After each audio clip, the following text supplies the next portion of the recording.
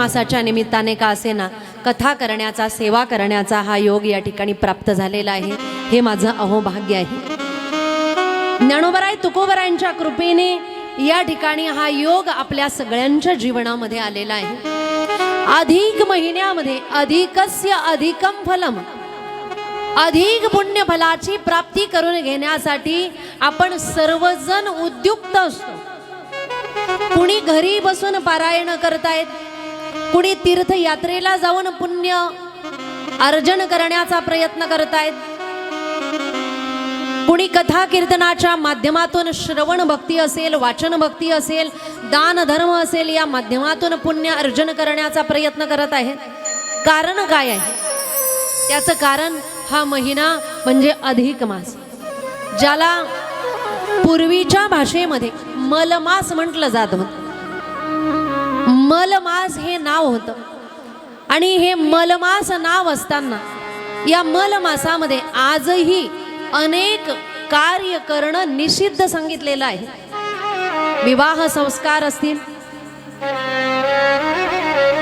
मौंजी बंधन संस्कार असतील, घर बांधायचं असेल तर वास्तुशांती किंवा घर बांधल्यानंतर आपण वास्तुशांती करतो किंवा भूमिपूजन करतो घर बांधण्याच्या आधी, असे काही जे पुण्यकर्म असतील, बारसं असेल, या सर्व ज्या घटना आहे, पवित्र कार्य जे आहेत, मंगलमय जे कार्य आहेत, हे कार्य पूर्वीपासून करण्यासाठी निषिद्ध सांगितलेले आहे. त्याचं कारण या महिन्याला जणू वाळीत टाकलेला होता. जसं पूर्वीच्या कालावधीमध्ये एखाद्या गावामध्ये एखादं घर आहे आणि त्या घरातले काही लोक असतील, ते जर धर्मशास्त्राच्या विरुद्ध वर्तन करत असतील तर त्यांच्या विरुद्ध वर्तनामुळे संपूर्ण ग्रामस्थ त्या कुटुंबाला वाळीत टाकायचे. म्हणजे त्या कुटुंबाला कोणत्याही घरामध्ये एखादं चांगलं कार्य असेल तर बोलवलं जात नव्हतं, एखादी पंगत असेल त्याही ठिकाणी बोलवलं जात नव्हतं, लग्न सोहळा असेल, वास्तुशांती असेल, त्याही ठिकाणी बोलवलं जात नव्हतं. का? चुकीचं कार्य केलं ना म्हणून तुम्हाला वाळीत टाकलेलं आहे, तुम्हाला येण्यासाठी निषिद्ध आहे. तसं सर्व महिन्यांना सर्व कार्य करण्यासाठी योग्य आहेत, पण मल मासामध्ये हे जे काही कर्म आहेत ते कर्म करण्यासाठी निषिद्ध सांगितलेले आहे. आजही की ज्याला मलमास हे नाव आहे, वैज्ञानिक दृष्ट्या विचार केला तर हा मलमास कसा आहे? सूर्याच्या भोवती पृथ्वी ही परिक्रमा करते, चंद्र ही स्वतः परिक्रमा करतोय. त्यावेळेस या 365 दिवसामध्ये ही परिक्रमा करत असताना 11 दिवस उरतात. 3 वर्ष पूर्ण झाल्यानंतर 1 महिना उरतो, 33 दिवस उरतात. हे 30 ते 33 दिवस जे अधिक उरतात, हे 33 दिवस त्याला मलमास म्हणजे अधिकचा महिना, अधिक मास म्हणून आपण म्हणतो.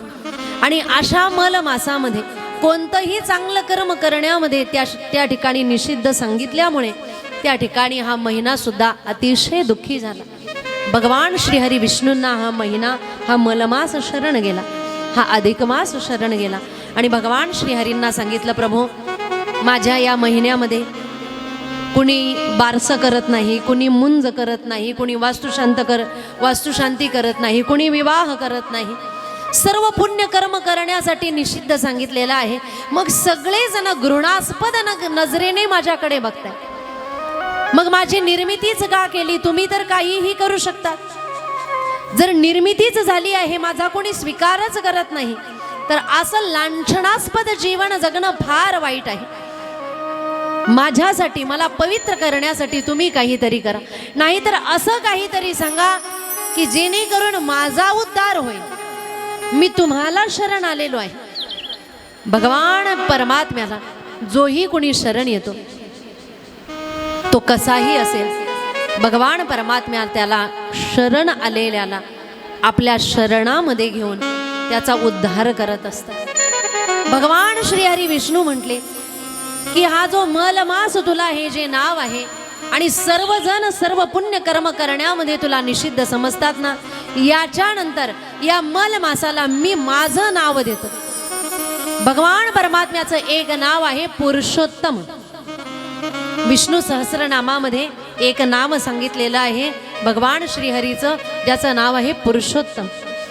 भगवान परमात्म्याने ते नाव या महिन्याला दिलं आणि या महिन्याला ते नाव दिल्यानंतर भगवान श्रीहरी विष्णूंनी घोषणा केली, सर्व देवतांना बोलवून घोषणा केली की यानंतर या महिन्याला पुरुषोत्तम मास म्हटलं जाईल आणि याच्यानंतर या महिन्यामध्ये जोही जीवात्मा पुण्यकर्म करेल, दान धर्म करेल, त्याला इतर महिन्यामध्ये पुण्यकर्म केल्यानंतर जे पुण्य प्राप्त होतं त्याच्यापेक्षा अधिक पुण्यफलाची प्राप्ती होईल, ही घोषणा मी करतो.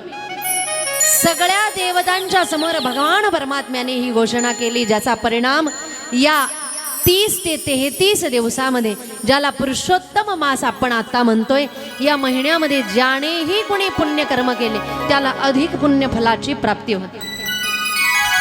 एक विचार कर, एखाद्या ठिकाणी नोकरीला असणाऱ्या व्यक्तीला दर महिन्याला 30,000 पगार असेल, कल्पना करा.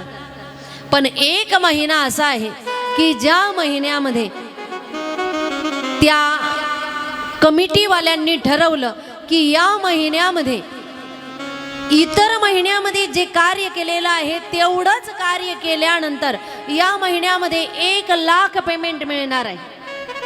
दर महिन्याला किती? 30,000. पण एकच महिना असा आहे, 13वा महिना त्यांनी निश्चित केला की या महिन्याला 1,00,000 पेमेंट. मला सांगा, कोणी आजारी असेल तरी सुद्धा घरी राहील का? सुट्ट्या घेईल का? तो व्यक्ती विचार करेल, बाकीच्या महिन्याला एवढेच कामं केले तरी 30,000 मिळतात, पण हा महिना असा आहे की ज्या महिन्यामध्ये 1,00,000 मिळत आहेत, तसं इतर महिन्यामध्ये केलेल्या पुण्यकर्माला तेवढंच पुण्यफल मिळतं. पण या महिन्यामध्ये तेवढंच पुण्यकर्म केलं तर त्याचं अनेक पटींनी, हजारो पटींनी अधिक पुण्य प्राप्त होतं. असा हा अधिक महिना आहे. म्हणून आपण म्हणतो अधिकस्य अधिकम फलम. म्हणून या महिन्यामध्ये काय केलं पाहिजे तर म्हणतात दान धर्म केला पाहिजे. कोणतं दान करायचंय? दान करत असताना आपण कोणतंही दान करू शकतो. सुवर्ण दान असेल, वस्त्रदान असेल, ज्ञानदान असेल, गौदान असेल, धान्यदान असेल, दीपदान असेल, जे आपल्याकडे आहे ते दान आपण केलं पाहिजे. जरुरी नाही की धनाचंच दान केलं पाहिजे. अजून एक विशेष गोष्ट, या महिन्यामध्ये 33च्या संख्येमध्ये, जसं बतासे दान करतात पण 33च्या संख्येने दान करतात, अनारसे बनवले 33च्या संख्येने दान करतात. आणि दान करत असताना त्याच्यावर दीपदानाचंही विशेष महत्व आहे. दीपदानही केलं जातं. आपल्याकडे जे आहे ते दान करा, त्याच्यासोबत दीपदानही केलं जातं. दीपदान कुठे केलं पाहिजे?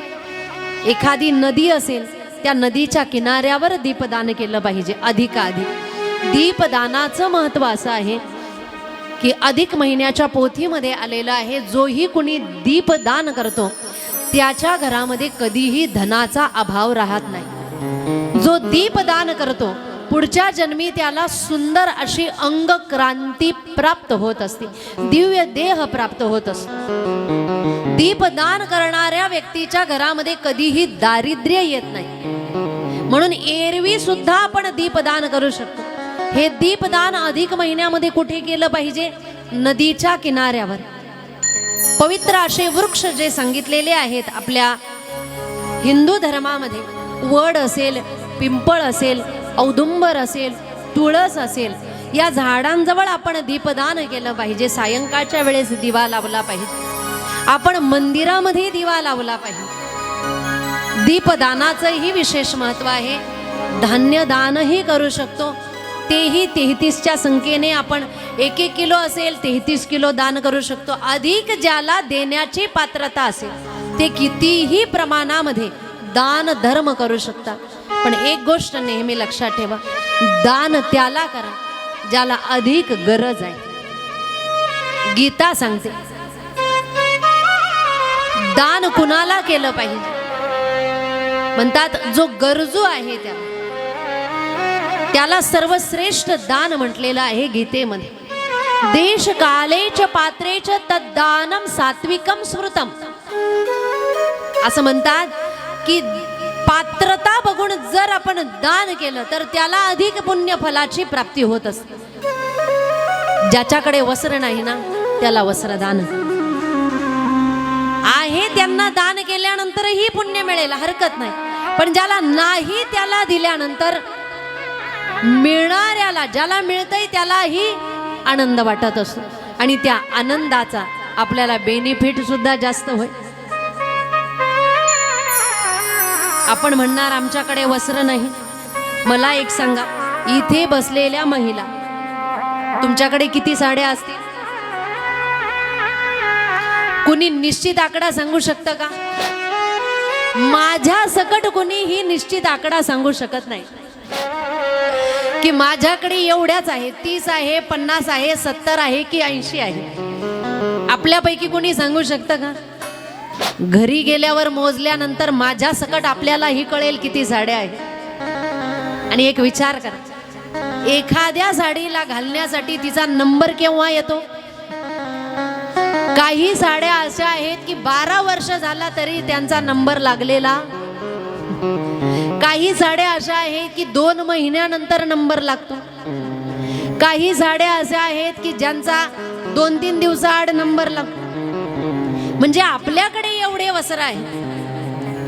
अलमारी जवळ गेले आणि कपाट उघडली, पडू नये, पण ती कपाट साड्यांची आपल्या अंगावर पडली तर गॅरंटी नाही आपण जगणार. एवढे आपल्याकडे वस्त्र आहे. पण आपल्या मनात कधी आलंय का एखादी साडी घेऊन गरिबाला दान केली पाहिजे? आपल्या घरी आलेल्या पाहुण्यांना आपण सहज साडी देतो. पण ज्यांच्या अंगावर नेहमी फाटकी साडी बघितलेली आहे ना, रस्त्यावरच्या एखाद्या स्त्रीला आपण विचार केलाय का ही साडी आपण देऊन येऊ? आज वेळात वेळ काढू, आपण स्कूटीवर जाऊ आणि पटकन ती साडी देऊन? हा विचार आपण कधीही केलेला नाही. सांगायचं तात्पर्य, हा विचार या महिन्यामध्ये तरी आपल्या मनात आला पाहिजे. वस्त्र अधिक असेल वस्त्रदान करा, धान्य अधिक असेल धान्य दान करा. पात्रता जी आहे आपल्याकडे देण्याची ते आपण दान करण्याचा प्रयत्न करा. म्हणून दान करत असताना ब्राह्मण देवतांना दान करण्याचा विधी सांगितलेला आहे. पुण्य कर्म करणाऱ्यांना दान देण्याचा विधी सांगितलेला आहे. गरजू व्यक्तींना दान देण्याचा विधी सांगितलेला आहे. भरपूर ताकद असेल रक्तदान करा. जे आपल्याकडे आहे ते दान करण्याचा प्रयत्न करा. पण काय दान करू नये हेही लक्षात असलं पाहिजे. दान करत असताना लोखंडाची वस्तू कधीही दान करू नका. दान देत असताना उडदाची डाळ कधीही दान करू नका. कधीही, केवळ अधिक महिन्यातच नाही, नेहमी लक्षात ठेवा. आपण पितृपक्षामध्येही दान करत असतो, आपण श्रावण महिन्यामध्येही दान करत असतो. आपला ज्या दिवशी उपवास आहे आपण त्याही दिवशी दान करत असतो. अधिक महिन्यामध्येही दान करत असतो. केव्हाही दान करणार तर दान करत असताना काळ्या रंगाचे वस्त्र कधीही दान करू नये. म्हणजे काही गोष्टी दान करण्यासाठी निषिद्ध सांगितलेल्या आहे. आपण तांब्याची वस्तू दान करू शकतो, आपण पितळाची वस्तू दान करू शकतो. आपली जर पात्रता नसेल, आता आपण जास्तीत जास्त स्टील वापरतो, आपण स्टीलची ही वस्तू दान करू शकतो. पण लोखंडाची वस्तू कधीही दान करू नये. जेही दान करणार ते योग्य प्रमाणामध्ये आणि योग्यच दान करा. बऱ्याच ठिकाणी असं घडतं. आता सांगूच का, शेवटच्या दिवशी ग्रंथपूजन असतं, पण ग्रंथपूजनाच्या दिवशी लोक धन ग्रंथावर टाकण्यासाठी पैसे घेऊन येतात. बरेच महाभाग असे पैसे आणतात जी नोट फाटलेली असेल, जी नोट कुठेही चालत नाही, ज्या नोटेला रंग लागलेला असेल. म्हणजे लोक चालाकी करतात. मंदिरात जरी निघाले, 500ची नोट असेल तर गाडी थांबवून एखाद्या दुकानामध्ये आपण पैसे सुट्टे करतो का दानपेटीत टाकायची आहे म्हणून. मला एक सांगा, देवाला नोटा कळत नाही की चालत नाही? चालतात आणि कळतातही. म्हणून सुट्टेच त्या ठिकाणी दिले पाहिजे असं नाही. देवाने जर आपल्याला पात्रता दिली असेल ना, जितकं जास्त दान केलं तेवढं आपल्या खात्यामध्ये आपलं दान लिहिलं जाईल, तेवढ्या अधिक पटीने आपल्याला पुण्यफलाची प्राप्ती होईल. म्हणून अधिक महिन्यामध्ये दानाची तर गोष्ट महत्वाची आहे, पण नामस्मरणाच्या रूपाने सुद्धा आपण पुण्य वाढवू शकतो.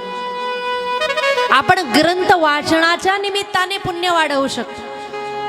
गाथा असेल, ज्ञानेश्वरी असेल, रामचरितमानस असेल, आपल्याला ज्या देवावर, ज्या संतावर जास्त भाव असेल, आपण तो ग्रंथ, आपली फलाची प्राप्ती होत असते. एखाद्या धामामध्ये जाऊन देवतांचं आणि संतांचं दर्शन केलं तरी सुद्धा अधिक पुण्य फलाची प्राप्ती होऊ शकते. म्हणून हेच पुण्य अर्जित करण्यासाठी आपण या ठिकाणी आलेलो आहोत. आणि ग्रंथराज ज्ञानेश्वरीचं पारायण आणि त्याच सोबत या ठिकाणी शिव महापुराणाच्या निमित्ताने भगवान सिद्धेश्वराची सेवा करण्यासाठी आपण या ठिकाणी शिवपुराण कथा श्रवण करणार आहोत. भगवान महादेवाचं दिव्य असं चरित्र श्रवण करून आपण या ठिकाणी अधिक पुण्य फलाची प्राप्ती अधिक महिन्यामध्ये करणार आहोत. याच अट्टहासाने या ठिकाणी आजच्या प्रथम दिवसाला या पवित्र अशा ग्रंथाला या ठिकाणी प्रारंभ आपण या ठिकाणी करतोय. शिव महापुराण काय आहे? वेदव्यासजी महाराजांनी 18 पुराणांची रचना केलेली आहे. मुख्य पुराण आहे 18, पण या 18 पुराणांमध्ये शिवपुराण नाही. ऐकताय ना? मुख्य 18 पुराण आहे, या 18 पुराणांमध्ये शिवपुराण नाही. वेदव्यासजी महाराज जे पुराणांचे रचयिता आहे, जे वेदाचे रचयिता आहे, त्या वेदव्यासजी महाराजांनी काही उपपुराणांची सुद्धा रचना केलेली आहे. त्याच्यापैकी एक पुराण आहे शिव महापुराण. शिव महापुराण हे 18 पुराणांमध्ये नाही, हे उपपुराणामध्ये आहे. भगवान महादेवाचं हे पुराण, जे उपपुराण वेदव्यासजी महाराजांनी लिहिलेलं आहे, वेदव्यासजी महाराजांनी याची रचना केल्यानंतर हे शिवपुराण आपल्या शिष्यांना सांगितलं.